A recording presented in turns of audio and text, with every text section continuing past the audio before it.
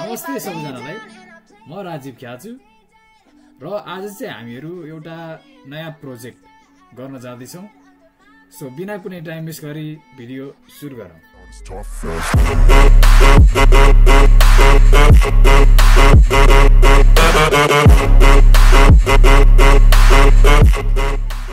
मा चाहिँ हामीले एउटा नयाँ फाइल चाहिँ क्रिएट गर्छौं रिजोल्युसन चाहिँ मैले 72 हाले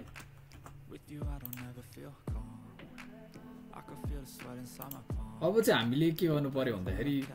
यो फोरग्राउन्ड कलरमा चाहिँ हामीले ब्राइट ब्राउन हाल्नु पर्यो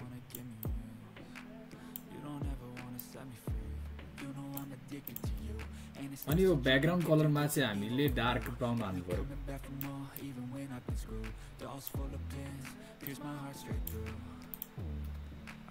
यति गरिसकेपछि हामीहरु फिल्टरमा जान्छौं रेन्डर अनि हामीहरु क्लाउड्समा जान्छौं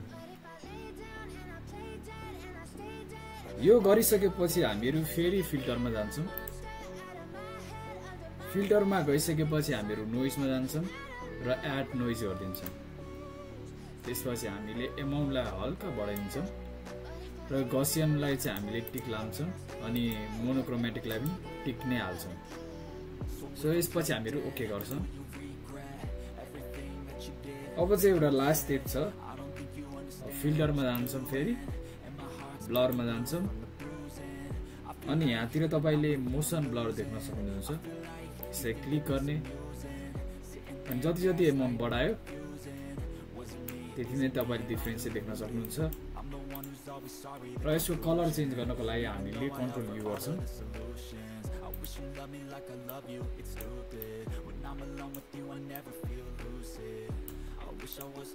यसरी चाहिँ तपाई एउटा वुडन कलर अथवा वुडन जस्तो एउटा डिजाइन चाहिँ तपाईले गर्न सक्नुहुन्छ सो हामीहरु फेरि पनि भेट्ने छौं